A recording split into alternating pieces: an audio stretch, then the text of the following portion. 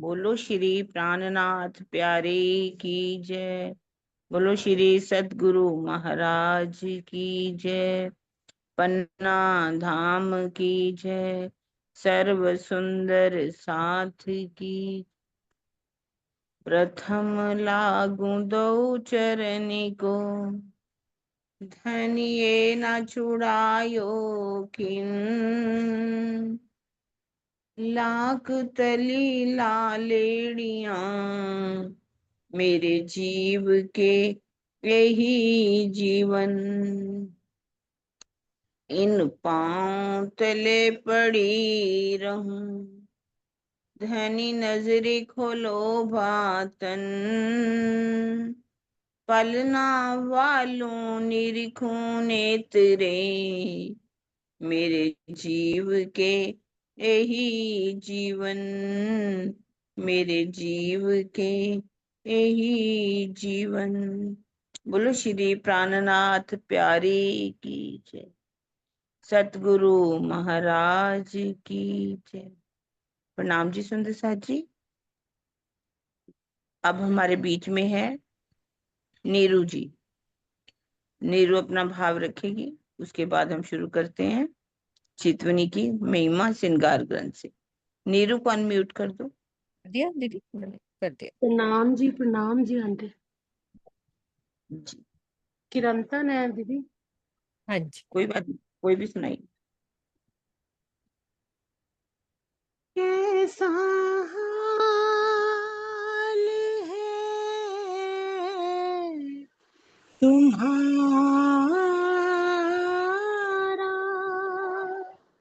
हो कैसे वतन में तुम, कैसा हाल है तुम्हारा, हो कैसे वतन में तुम, है कौन बड़ाई तुम्हारी,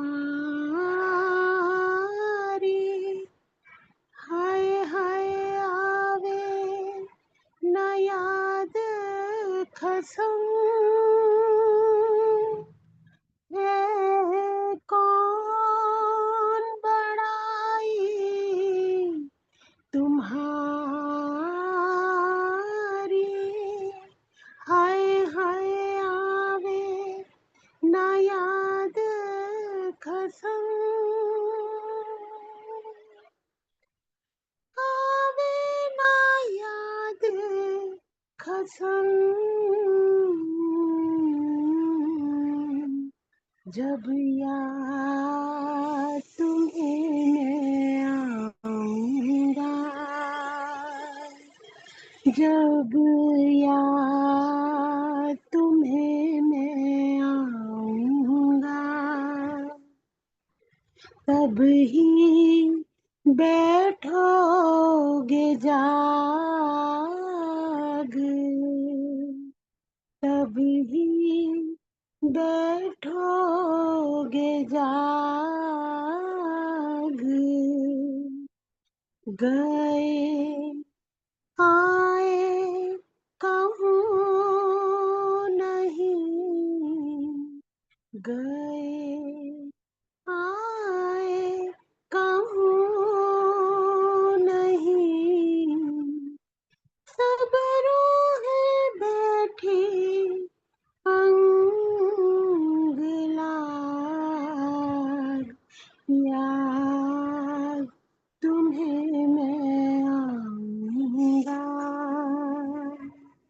जब याद तुम्हें मैं आऊंगा,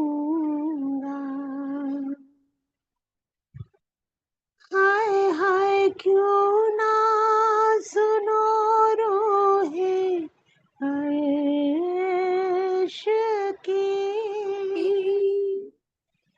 हक बकावतन, हाय हाय क्यों ना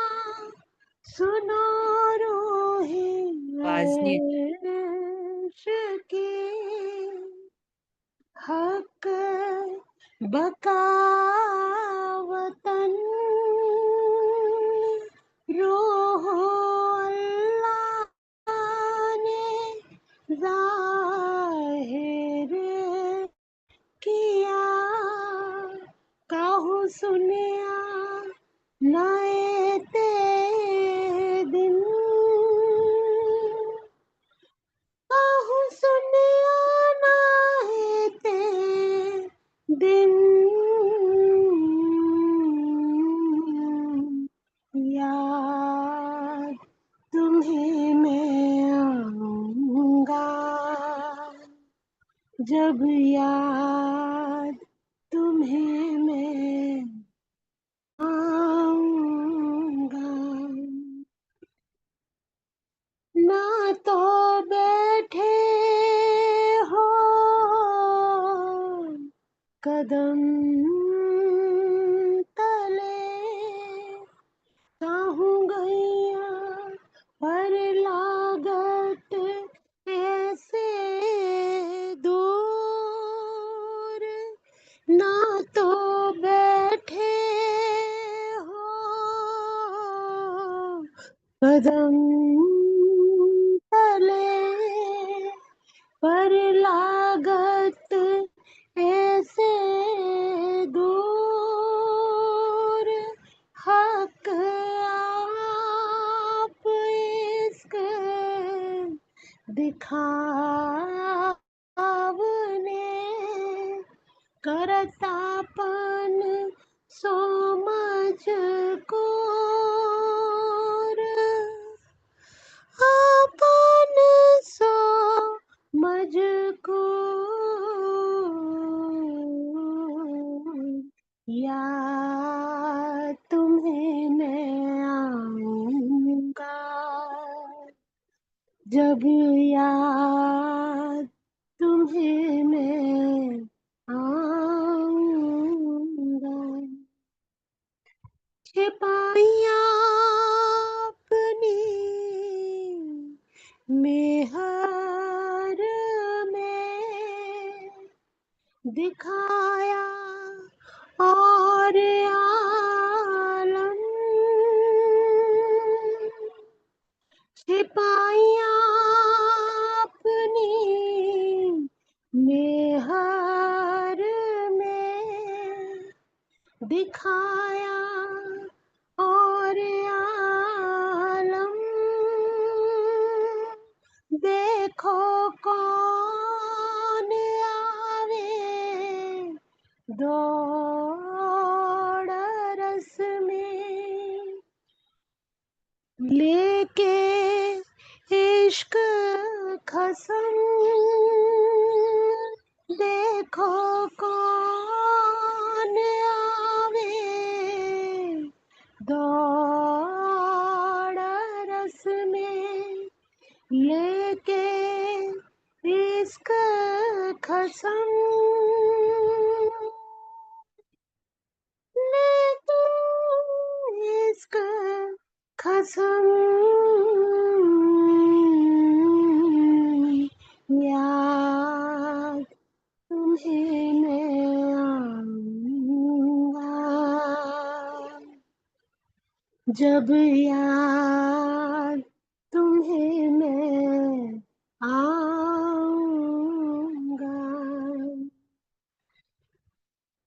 कहे महमत तुम पर मोमिनो दम दम जो बरसात कहे श्री महमत तुम पर मोमिनो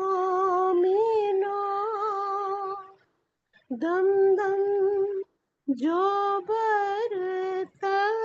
बरसात सो सब इश्क हक का पल पल में हर करात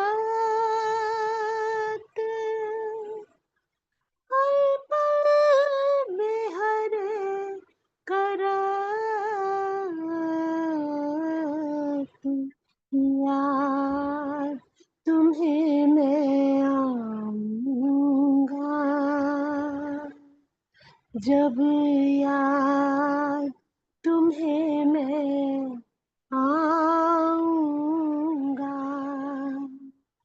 तब ही बैठोगे जाग गए आए कहूँ नहीं गए आए कहूँ नहीं सब रूहें बैठी अंग लाग यार तुम्हें मैं आऊंगा जब यार तुम्हें मैं आऊंगा। बोलो श्री प्राणनाथ प्यारे की जय। बोलो श्री सतगुरु महाराज जी की नाम जी। हीलवत की वाणी बहुत सुंदर है ना? जब याद तुम्हें मैं आऊंगा तभी बैठोगे जाग, आए गए काहू नहीं, सब रूहें बैठी अंग लाग। श्री मामती कहे मैं मोमिनो, तुम पर दम दम जो बरतत, सो सब इश्क हक का पल पल मेहर करत। वाकई सब पर मेहर है, जो भी हो रहा है हमारे ऊपर आज जी की मेहर है, पल पल मेहर ही तो है। मेहरबान के पास और क्या हो सकता है मेहर के बिना। अति सुंदर मीठा भाव से पूर्ण नीरू ने हमें राजी को रिझाया, हम सबको भी रिझा दिया। बहुत सुंदर भाव, बहुत ही प्यारा। अब हम शुरू करते हैं चितवनी की महिमा श्रृंगार ग्रंथ से।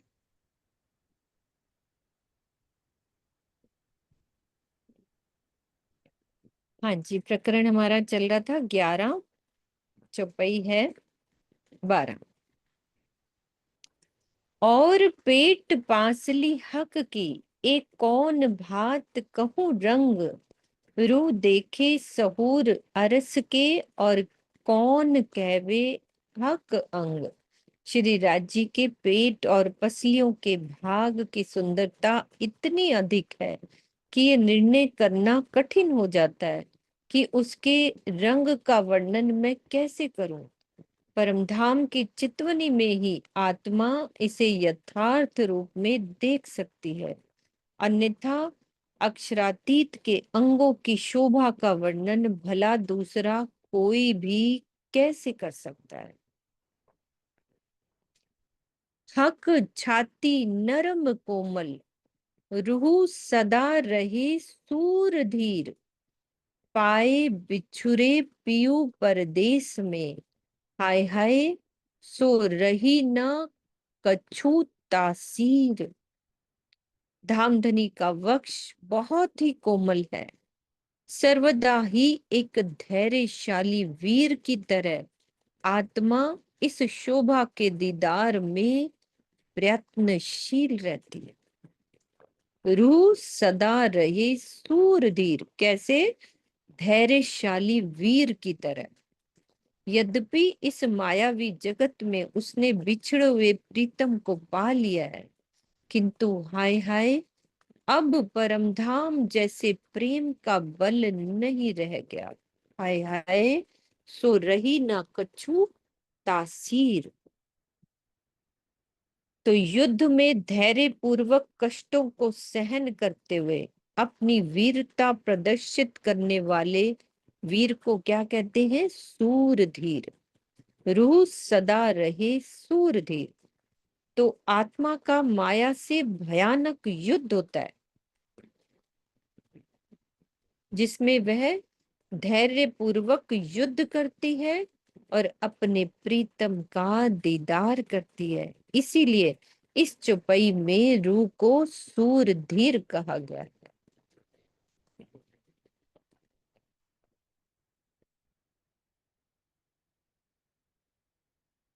बिछुरे पाए परदेस में, देखी पियो अंग छाती, अब पलक पड़े जो बिछोहा, हाय हाय उड़े ना करे आप घाती।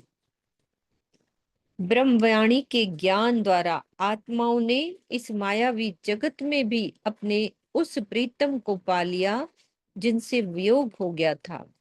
चितवनी द्वारा उन्होंने उनकी खुली हुई सुंदर छाती का दीदार भी कर लिया। अब एक पल के लिए भी यदि उनसे वियोग होता है तो आत्म विरह में अपना शरीर नहीं छोड़ देती, तो हाय हाय कष्ट के साथ कहना पड़ता है कि वो आत्मघात कर रही है, अर्थात अपने आत्मिक कर्तव्य से च्युत होकर अपनी छवि को कलंकित कर रही है।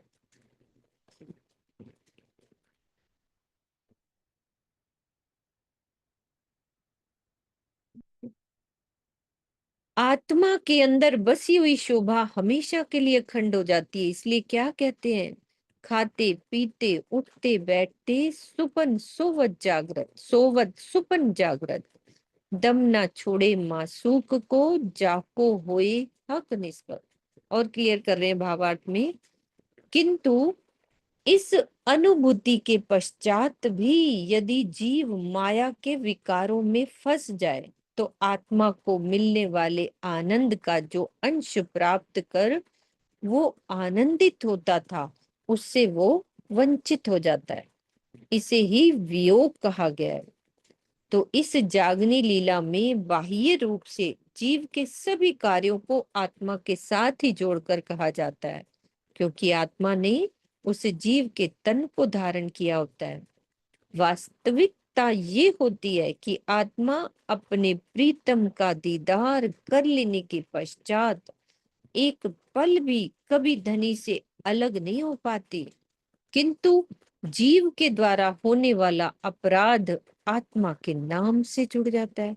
जो हमारी रहनी अपराध होता है वो आत्मा के नाम से जुड़ जाता है। तो आनंद के सागर अक्षरातीत की शोभा को विषय सेवन एवं आलस्य में डूबकर खोना अक्षम्य अपराध है।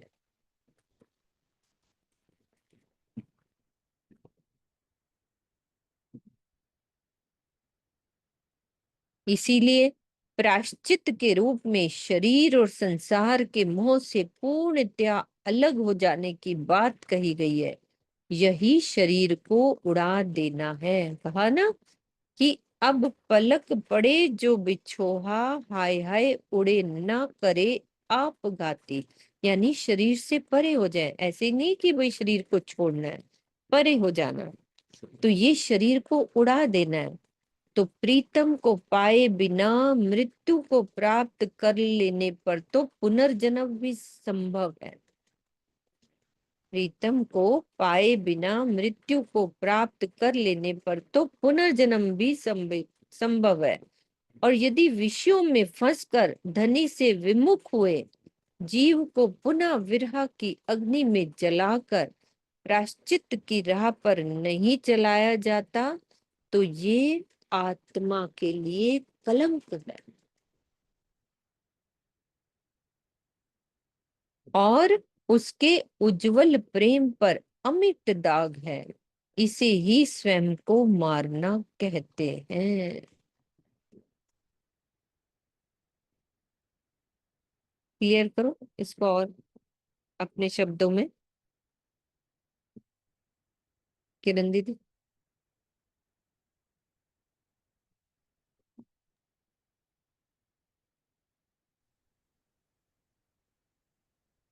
इसमें मेन उन्होंने ये बात कही है कि मतलब अगर रांची का कोई अनुभव हो जाता है, वैसे तो हमें क्या करना है, खाते पीते उठते बैठते सुपन सोवर जागृत, दाम ना छोड़े माशूक को जाके अक्सर निकल। पर हम ये कहें कि हम खाते पीते सोते हमेशा अपने धनी को याद कर सकते हैं, वैसे तो हम जब शोभा बस जाती है तो आत्मा के अंदर बस जाती है, तो वो खाते पीते सोते सुपन जागृत बसी रहती, क्योंकि राज्य से हमारी निस्बत है। पर यदि कहते कि यदि अनुभूति होने के पश्चात भी हम माया के सुखों में विकारों में डूब जाते हैं, मतलब जो आत्मा को आनंद मिला उससे हम वंचित होने लगते हैं। तो उसको क्या कहा गया? वियोग कहा गया। क्योंकि जागने के कार्य के लिए कौन हमारे जो जीव है, अंतःकरण के द्वारा वही माया में डूबता है, वही आलस्य की नौका पर सवार होता है, माया के कार्यों में वही लगता है। क्योंकि आत्मा ने जिस जीव तन को धारण किया है, तो वो जीव का ही अंतःकरण है। और ये बात है कि गलत कार्य कौन करेगा? जीव। पर दाग किसी पे लगेगा? आत्मा पर वो ये भी कह रहे हैं अपराध जो आत्मा के ऊपर ही लगेगा, इसलिए हमें हर पल ये अपराध भी क्षम्य है, माफ करने की लायक नहीं है। तो हमें अगर राज्य ने कुछ दिया हमें, तो हमें आलस नहीं करना, विषय विकारों में नहीं डूबना। जो हमें राज्य ने सुख दिया है, उस सुखों में हमें पूरी तरह से डूबे रहना है। क्योंकि यदि वो बड़ी बात कह रहे हैं कि यदि हम विषय विकारों में फंस जाते हैं, विषय विकारों में यदि फंसेंगे, तो हमारा जो जीव है उसको विरहा, फिर से विरहा की अग्नि में जलना पड़ेगा, प्रायश्चित की राह पर चलना पड़ेगा। जो हमारे आत्मघाती है, एक कलंक है। यदि हम अ, राज्य के सुखों को पा करके माया से पूरी तरह से अलग हो जाते हैं, माया में नहीं डूबते, तो ये कह सकते हैं कि तब तो हम जीत गए। अगर किसी कारण से माया में डूब गए, तो इसका कोई प्रायश्चित नहीं है। यदि किसी की मृत्यु हो जाए, तो उसको पुनर्जन्म हो सकता है फिर से। लेकिन यदि विषय विकारों में फंस गया, तो वो बिना विरह की अग्नि में जले हुए वो फिर से कुछ नहीं कर पाएगा। उसकी आत्मा के ऊपर दाग कलंक लग जाए। वैसे ही लगेगा। ये कि एक अमिट दाग है, जो कि मिटने वाला नहीं। कहने का भाव ये है ना दीदी कि हम यदि सब कुछ पा तो के भी पाके, हाँ, फिर माया दोबारा में डूबते हैं, कोई काम करते हैं, है ना, गलत कार्य करते हैं तो। गलत काम करते हैं, माया में फंसते हैं, विषय विकारों में फंस जाते हैं, तो फिर उसके हाँ, बाद बहुत बड़ा दाग लगने वाला है। राजी कहेंगे हाँ, कि अरे तुम्हें इतना सब कुछ मैंने हाँ, दिया और फिर भी तुम इसमें लग गए। तो ये होता है आत्मघात, यानी स्वयं को मारना। फिर क्या होगा? विरहा की प्रायश्चित की आगने में जलना पड़ेगा। विरहा हाँ, की बिल्कुल। जलाकर प्रायश्चित होएगा हमें कि अरे क्या कर दिया हमने। तो फिर इसलिए शरीर से, संसार से पूर्णतः अलग होना ही पड़ेगा। पड़ेगा। शरीर से भी अलग होना पड़ेगा, संसार से भी यदि अलग होना तो पड़ेगा। राज्य का ज्ञान मिल गया, उसके बाद मृत्यु हो जाती है, मान लो मेरे को कुछ मान लो। ध्यान लो, हाँ, मृत्यु हो जाती है, तो दोबारा पुनर्जन्म हो जाएगा। हो वो सकता है। संभव है। लेकिन हम जीते जी विषय विकारों में फंसते हैं, तो हमारे लिए ये अमिट गुनाह है। ये बात, कलंक। ये गलत। अब क्लियर होगी सुंदर साथ जी?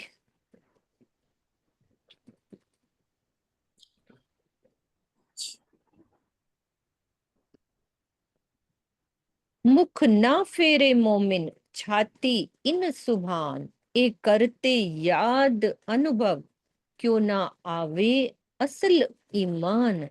श्री राजी की छाती की शोभा से ब्रह्मनियों की दृष्टि कभी भी हटती नहीं है। इस अनुभव को याद करने पर परमधाम जैसा ईमान क्यों नहीं आ जाता? तो चितवनी की अवस्था में आत्मा, शरीर, संसार और जीव भाव से परे हो जाती है। किंतु चितवनी के टूटते ही वो लौकिक भावों में खो जाती है। अर्थात चितवनी में आत्मा के अंतःकरण की लीला चल रही होती है, और जब टूट जाती है उसके पश्चात क्या होता है? जीव के अंतःकरण की लीला शुरू हो जाती है, इंद्रियों की लीला शुरू हो जाती है। तो इस बात चौपाई में ये बात दर्शाई गई है कि श्री राजी की छाती को देखते समय जिस प्रकार उसे राज्य और अपनी परात्म का नूरी तन दिख रहा था और वह अपनी आत्मा के स्वरूप को भी परात्म के प्रतिबिंबित स्वरूप में देखकर प्रीतम से एकाकार हो रही थी, तो वही स्थिति अखंड रूप से क्यों नहीं बनी रहती?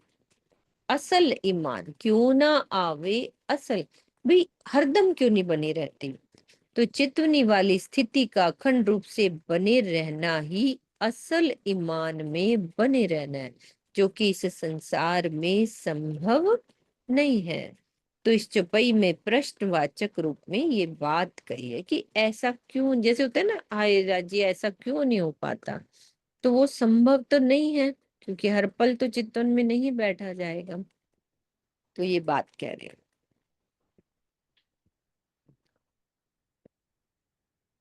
मासूक छाती निरखते क्यों याद न आवे अरस, विचार किए आवे अनुभव, जाको दिल कयो अरस परस। श्री राज्य की छाती की शोभा को देखते समय तो आत्मा परमधाम के भावों में डूबी रहती है, किंतु चितवनी टूटने के पश्चात परमधाम की वैसी याद क्यों नहीं आती? क्यों याद ना आवे असर अरस? और जिन ब्रह्म मुनियों के हृदय को भी श्री राजी के हृदय से एकाकार हुआ माना गया है, उनको तो परमधाम का विचार करने मात्र से ही अनुभव आना चाहिए। विचार किए आवे अनुभव, जाको दिल कयो अरस परस। भी जिनके दिल में राजी से जो रूह एकाकार हो गई है, तो कह रहे हैं उनको तो परम धाम का विचार करने मात्र से ही अनुभव हो जाना चाहिए। तो क्वेश्चन मार्क लगाया गया।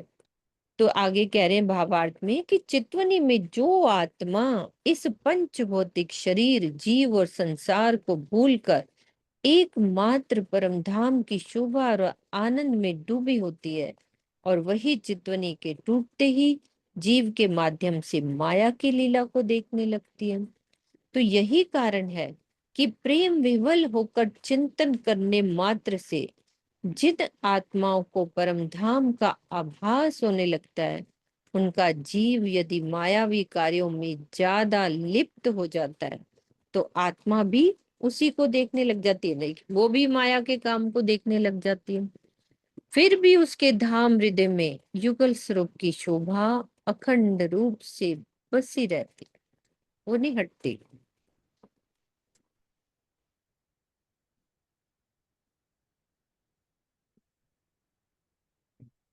सारी छाती की चुपाई है। हक छाती निपट नजीक है, सेरक से नजीक कही, हक सहूर किए बिना आड़ी अंतर तो रही।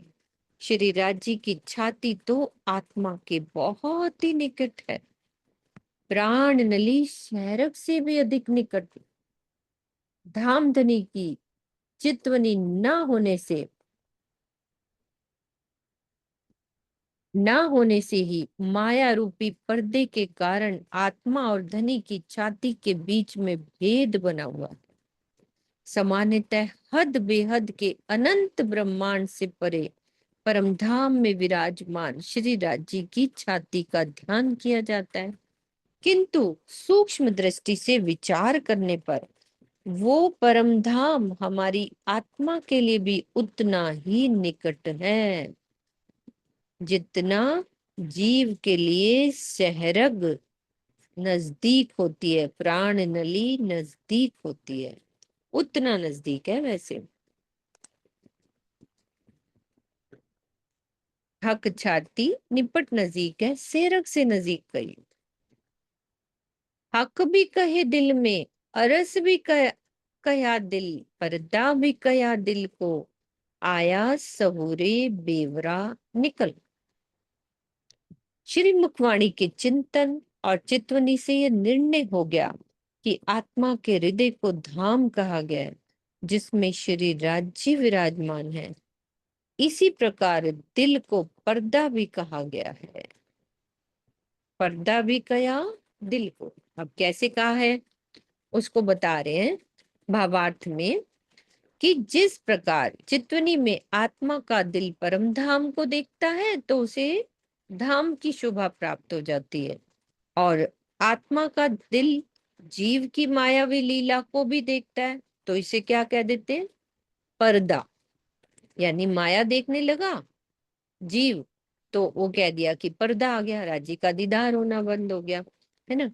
तो पर्दे के दो रूप हैं। कैसे? पहला है जिसके होने से दृष्टा और दृश्य के बीच में भेद बन जाए और दृश्य दिखाई ना पड़े, और दूसरा जिसके ऊपर दृष्टा दृश्य को देख सके, जैसे टीवी या चित्रपट का पर्दा। यानी कि जैसे टीवी देखते हैं एक वो पर्दा, और एक दूसरा पर्दा क्या है कि जिसके होने से पर्दा एक पड़ गया तो उसके होने से क्या है, एक भेद पड़ गया, मेरे और राज्य के बीच में एक पर्दा आ गया, तो माया का पर्दा। तो ये दो प्रकार के पर्दे की बात करी है। फिर आगे क्या समझा रहे हैं कि परात्म का दिल, मूल मिलाप में हम बैठे हैं, परात्म का दिल श्री राज जी के दिल रूपी पर्दे पर संपूर्ण जागनी लीला को देख रहा है। जो हो रहा है ना यहाँ पे वो सब देख रहा है। इसी प्रकार आत्मा अपने दिल रूपी पर्दे पर संपूर्ण लीला को देख रही है, आत्मा भी ऐसे ही देख रही है।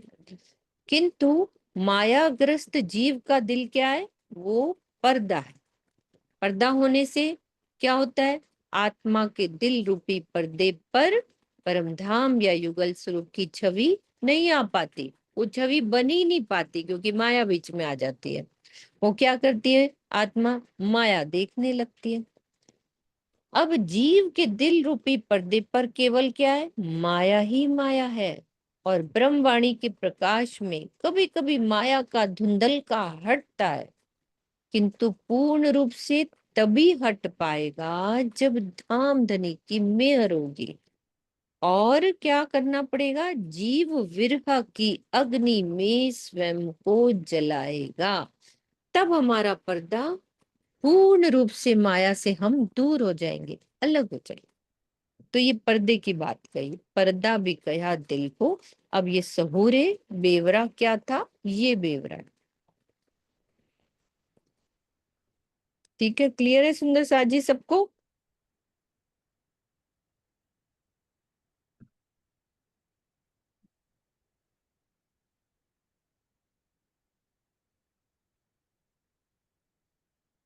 हाँ जी अनिल भैया, चर्चा तो आ गई है, मैं भेज दूंगी।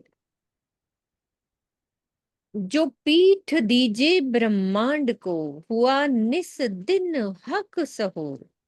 अब पर्दे की बात के बाद कह रहे हैं कि जो पीठ दीजिए, 69 चुपई है उसी प्रकरण की, आगे वाली है 70, उसी से लिंक है कि जो पीठ दीजिए ब्रह्मांड को हुआ निस दिन हक सो, तब पर्दा उड़या फरामोश का, बका अरस हक हजू।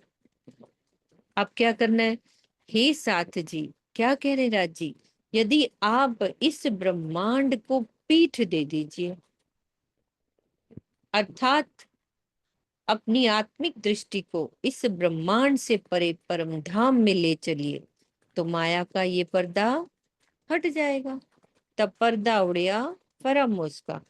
इसके साथ क्या होगा, दिन रात अखंड परम धाम एवं श्री राज्य का दीदार होता रहेगा। तब पर्दा उड़िया फरामोश का, बका अरस हक हजूर। दीदार होगा तो बातें भी होती रहेंगी,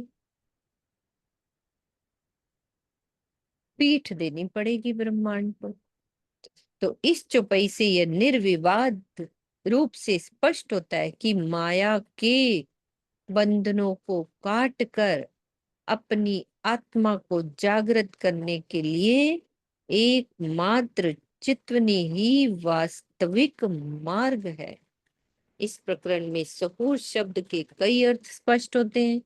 उसमें क्या होता है, चित्वनी, चिंतन या आत्म मंथन या वार्ता, जो भी आए होंगे प्रकरण में सहूर शब्द आया होगा हर चौपाई में, तो उसका अलग अलग अर्थ लिया जाता है। ठीक है।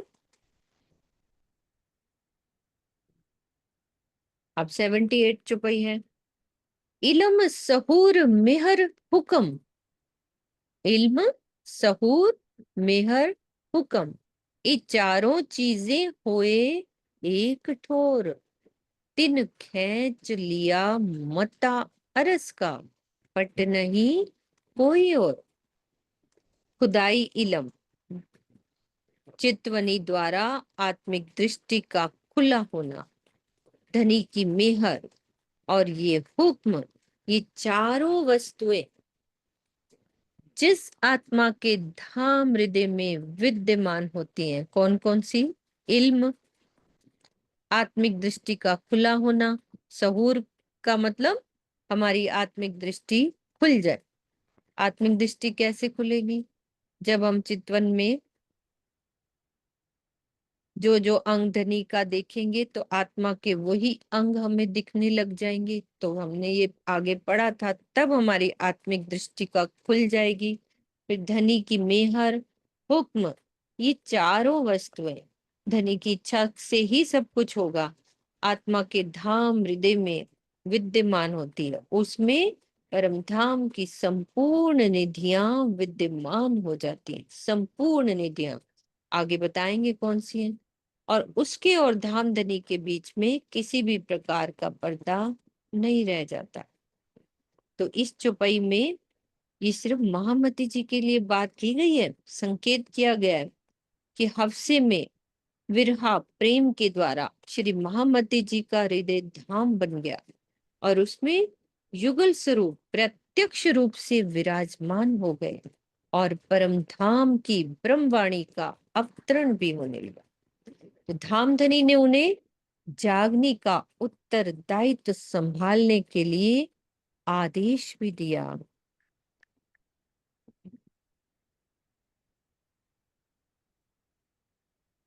श्री महामती जी के अंदर परमधाम की संपूर्ण निधियां विद्यमान हो गई। उनमें और धामधनी में अब किसी भी प्रकार का भेद नहीं रह गया। इसीलिए तो श्रृंगार में कहा गया कि तुम ही उतर आए अरस से, इत तुम ही कियो मिलाप, तुम ही दई सुध अरस की, जो अरस में हो आप। नाम सिंगार शोभा सारी, मैं भी तुम्हारो लियो। तो ये सब महामती जी के लिए संकेत है। यही सब इलम सहूर मेहर हुक्म, ये सब चीजें महामती जी के लिए बोले सारी बात कही गई है।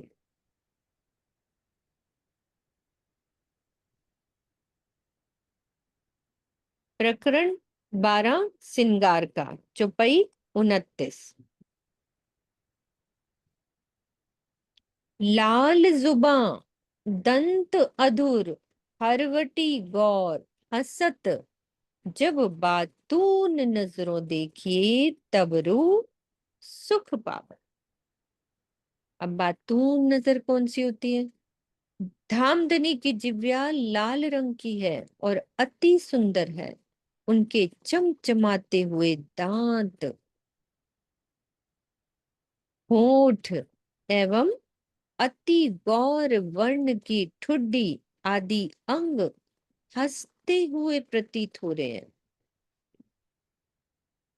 हरवटी गौर हसत, जब इस अलौकिक शोभा को आत्मिक दृष्टि से देखते हैं तो आत्मा के हृदय में अपार आनंद होता है।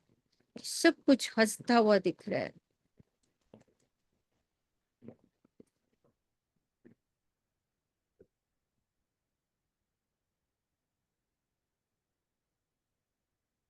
ए मुख देख सुख पाइए, उपजत है अति प्यार।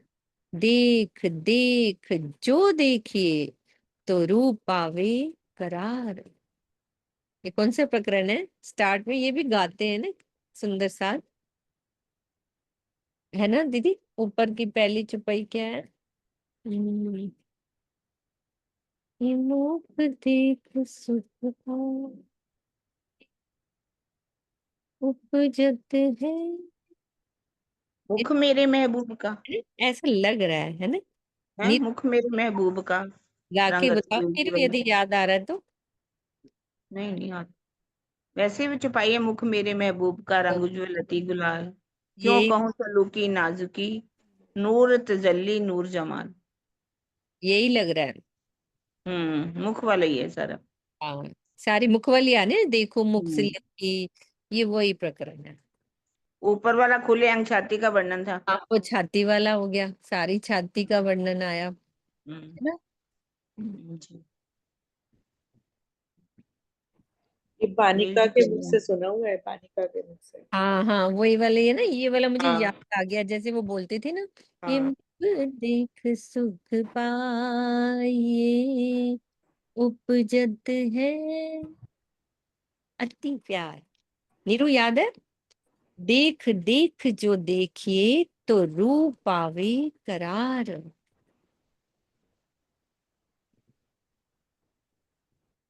हे साथ जी, यदि आप श्री राज जी के मुखार बिंद की इस अलौकिक शोभा को देखते हैं तो आपको अनंत आनंद का अनुभव होगा। यदि आप इस शोभा को बारंबार देखते हैं, देख देख जो देखिए, तो हृदय में बहुत ही प्रेम प्रकट होता है और आत्मा को सुकून प्राप्त होता है।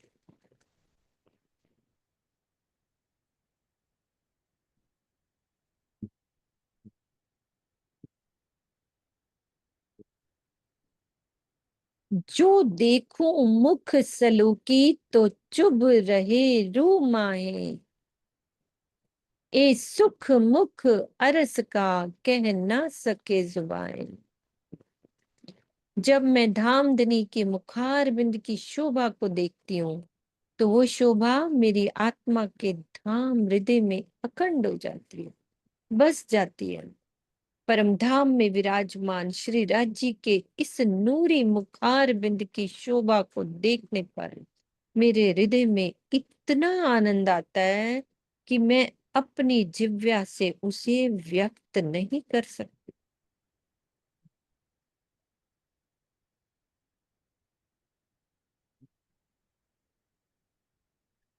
गौर नीलवट रंग उज्जवल, जाऊं बल बल मुखार बिंद, ए रस रंग छवि देखिए, काढ़त विरहा निकंद। माथे का रंग उज्जवल है और अत्यंत गोर है। मैं धामधनी के मुखार बिंद की शोभा पर न्यौछावर होती हूँ। हे साथ जी, यदि आप श्री राज जी की इस प्रेम की माधुरता एवं आनंद से भरपूर शोभा को देख लेते हैं तो आपके विरह की पीड़ा समाप्त हो जाएगी। काढ़त विरहा निकंद, चले विरहा आए तो, कल पढ़ा था ना दीदी कितने।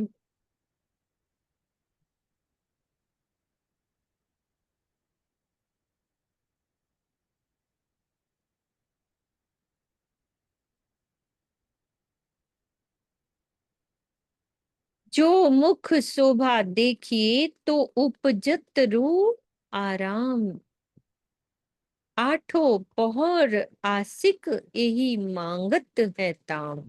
हे साथ जी, यदि आप इस मुखार बिंद की शोभा को देखते हैं तो आत्मा में बहुत ही आनंद प्रकट होता है। धनी के प्रेम में डूबी रहने वाली ब्रह्म सृष्टियों के लिए धनी का दीदार ही भोजन है और उनकी एकमात्र यही इच्छा होती है कि उन्हें आठों पहर दिन रात ही पल पल दीदार का सुख मिलता रहे।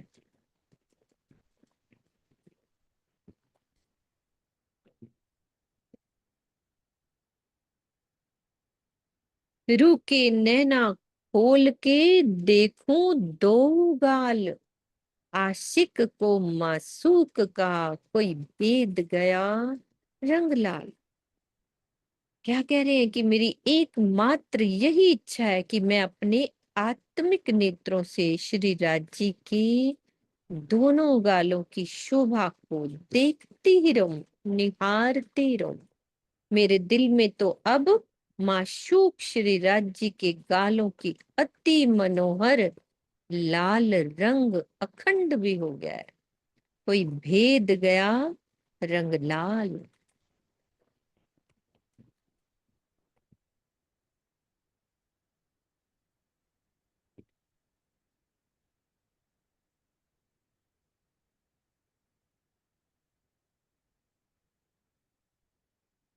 मुखारबिंद की शोभा हुई, पहले छाती की, ये मुखारबिंद की।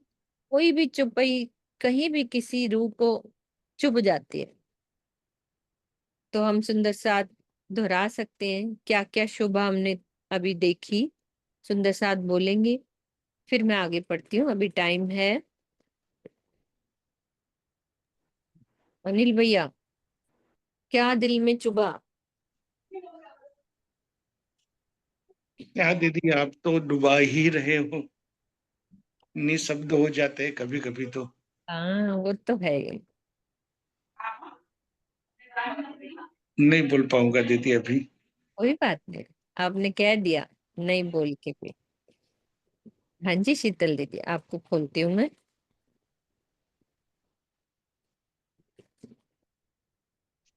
एक बार। हाँ जी। हाँ जी। हाँ बोलो बोलो। हाँ जी दीदी, कुछ कहते? नहीं नहीं, आप बोलो। बस जैसे तो मैंने आज लेट ही ज्वाइन किया, पर मैंने जितना पढ़ सुना पढ़ा देखा, बस वही बात है कि कुछ कहने को रह ही नहीं जाता। फिर भी धनी ने बस इतना जरूर कहा कि दो तरह के जो पर्दे बताए, वो पर्दों की बात जानते हुए धनी का दीदार कैसे करना है। एक पर्दा जो पर आत्म रज्जी के दिल पे देख रही है, वो दिल पर्दा कह दिया। एक पर्दा कह गया, जब आत्मा यहाँ बैठी उस धनी का दीदार करना चाहती है, तो उस आत्मा के दिल में भी एक पर्दा है, वो जो दीदार होने नहीं देती, क्योंकि आत्मा जीव भाव में आ जाती है। जब माया में आ जाती है तो वो उस दीदार में रुकावट डालती है। तो यही कहा गया कि आत्म को आत्म भाव में हमें आत्म भाव में रहकर ही उस धनी के दीदार को लेना है, उस धनी के मुखारबिंद की शोभा को देखना है। उस धनी के जीव भाव को छोड़कर ही हम आत्म भाव में आकर ही ये सब कुछ दीदार कर पाएंगे। बस यही कहना है नाम जी। जी। हाँ जी पूनम, आप भी बैठे हो हमारे बीच में। राम जी, प्रणाम जी। आवाज आ रही है दीदी? आ रही आ रही। अच्छा। बहुत अच्छा लग रहा है, इतना प्यारी स्वामी जी ने छुपाइयाँ बताई है ना दीदी। मतलब कुछ बयान करने को तो सच्ची में नहीं है, बहुत रस आ रहा था। ये सब हो जाए हमारे साथ और हर पल हम अपने पिया जी का मुखारबिंद देखते रहे, निहारते रहे। इसमें ये भी बता रहे हैं ना हमें स्वामी जी की, हमारा भोजन ही ये है। कितनी प्यारी बात है, मतलब यही हमारा भोजन है कि उनका वो नूरी मुखारबिंद हमारे नेत्रों से, आत्मा के नेत्रों से अलग ही ना हो। और ये सुन के देख के भी, शब्दों को भी जैसे हम नजर पड़ती है तो इतना आनंद आ रहा है कि ऐसे ही हो जाए और ऐसे ही हो कि हम सब उसमें डूबे रहें और डुबो भी रहे हैं। इतनी प्यारा ग्रंथ है ये। मतलब कैसे हम लोग इतना ध्यान से देखते नहीं थे, पढ़ते नहीं थे, अब ये कैसे राजी हमें सबके बीच में, मतलब मोती पिरोए हुए हैं शब्दों के। जैसे वाणी का मंथन तो हम करते थे, पर जो सार मिल रहा है ना अब हमें, मक्खन निकाल के और ज्यादा सामने, बहुत अच्छा लग रहा है। आपके पूरी चरणों में सुंदर सा जी के कोटि कोटि प्रणाम जी। प्रणाम जी। हाँ जी सुंदर साथ जी, चलते हैं नैनों में, धनी के नैनों की शोभा को निहारते हैं।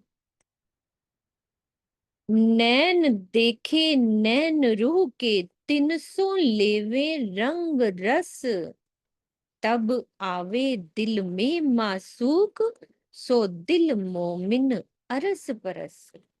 नैन देखे नैन रूह के, जब आत्मा अपने नैनों से प्रीतम श्री राज्य के नैनों को देखती है, फिर क्या करती है? तो वो अनंत प्रेम और आनंद का रसपान करने लगती है।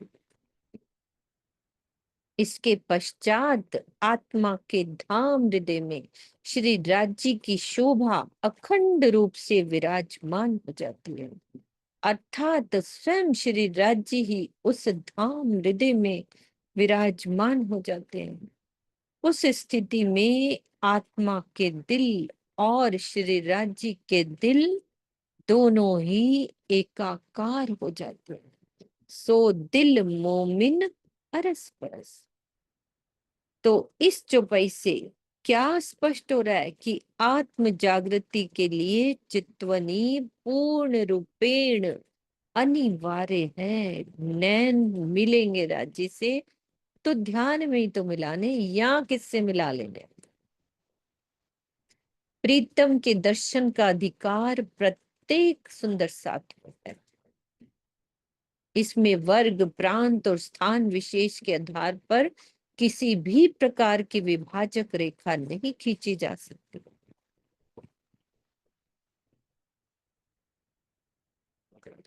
मेरी रूह नैन की पुतली, तिन नैन पुतली के नैन, मासूक राखूं तिन बीच में, तो पाऊं अरस सुख चैन। मेरी रूह यानी मेरी आत्मा नैन की पुतली, उस परात्म रूपी नैन की पुतली है। परात्म क्या है ना? वो नैन की पुतली क्या हो गई? मेरी आत्मा। तीन नैन पुतली के नैन, उस पुतली यानी पुतली किसको कह दिया? आत्मा। तो आत्मा के नैन क्या हो जाएंगे? उसका हृदय। आत्मा के नैन उसका हृदय, जिसमें यदि मैं अपने प्राण प्रीतम अक्षरातीत को बसा लेती हूँ तो अपने परम धाम का आनंद ले सकती हूँ। तो आत्म के हृदय में धनी की शोभा को बसाने का कथन सागर ग्रंथ में किया गया है। कैसे? ताथे हृदय आत्म के लीजिए, बीच साथ स्वरूप युगल, सूरत ना दीजिए टूटने, फेर जाइए बल बल। शोभा को कैसे बसाना है वो चौपाई सागर ग्रंथ की बता दी कि धनी की शोभा को बसाने के लिए कैसे मूल मिलावे में क्या करना है। जहां 64 थम चबूतरे के ऊपर युगल स्वरूप मध्य सिंहासन, कंचन रंग के सिंहासन पर विराज, बीच साथ स्वरूप युगल, अपनी सुरता को फेर बारंबार, अपनी सुरता को बार बार लेके जाना है, टूटने नहीं देना। तो इस तरह से राज्य का स्वरूप दिल में, आत्म के हृदय में बस जाएगा। तो ये हृदय जीव के स्थूल और सूक्ष्म हृदय से पूर्णतः भिन्न है। वस्तुतः यह परात्म के दिल का प्रतिबिंब है। तो जीव का तो ये उस दिल से अलग ही है। दिल मोमिन अरस तन बीच में, उन दिल बीच ए दिल, कहने को ए दिल है अरस दिल असल। ये श्रृंगार की चौपाई है। तो अरस तन दिल में ए दिल, दिल अंतर पट कछु नाय। तो इस चौपाई में स्वयं अपने ऊपर कहकर श्री महामती जी ने हम सुंदर साथ को शिक्षा दी है कि यदि परम धाम का आनंद पाने की इच्छा है तो युगल स्वरूप को अपने धाम हृदय में बसाना ही होगा। दिल मोमिन अरस तन बीच में, इस चौपाई का अर्थ कर दो सुंदर साथ जी, कर दो शीतल दीदी। इसमें ये हमें समझा रहे हैं कि दिल मोमिन अर्श तन बीच में, जो हमारे अर्श तन है यानी जो पर आत्म है, हमारे उन तनों के जो आत्म दिल हैं, उन्हीं में मोमिनों का दिल ही वो आत्म है। यानी पर आत्म का जो दिल है वो ये आत्म है, और उसी आत्म को ये मोमिन कहते हैं, और उसी में ही धनी विराजमान है। उन दिल बीच ए दिल, यानी उन दिल यानी पारात्म का दिल और आत्म का दिल एक है। कहने को ए दिल है, कहने को ये एक दिल एक ही है, क्योंकि पारात्म का दिल और आत्म का दिल एक है अर्श दिल असल। और असल जो पारात्म का दिल है वही आत्म का दिल है, और उसी दिल में ही हमारे धनी, हमारे युगल स्वरूप विराजमान है। यही है, मुझे तो ऐसे लग रहा है। हाँ जी किरण दीदी, सही। हाँ, असल में पारात्म के जो दिल है ना, उसी को ही उन्होंने कहा कि परम धाम में जो दिल है वही असल दिल है। कहने को ये आत्मा का दिल कहा गया है, लेकिन असल दिल तो कौन सा है? पारात्म का जो दिल है।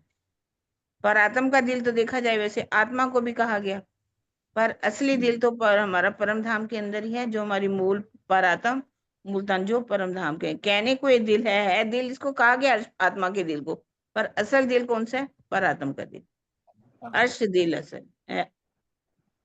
अर्श तन दिल में दिल अंतर पट के छुनाई, अर्श तन दिल में ए दिल, हमारी पारात्म के अंदर जो दिल है वही दिल है।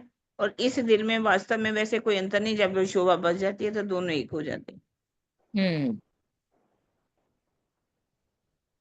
ठीक है सुंदर साथ जी, अगली चौपाई नहीं लेते अपन, यहाँ कल पढ़ेंगे। चौपाई दोहराते हैं।